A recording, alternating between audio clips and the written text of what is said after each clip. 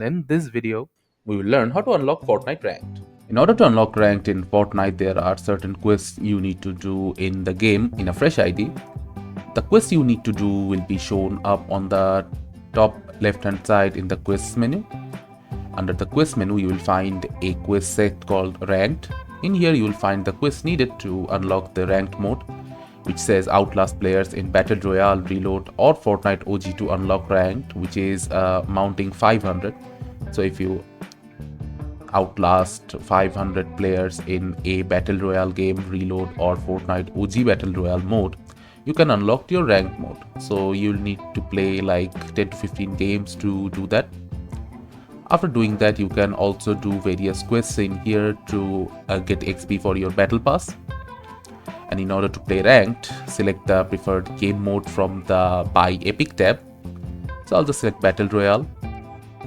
Under the Battle Royale tab, select the ranked selection menu, then turn on ranked from here. Then you can choose to play solo, duo, trio or squad.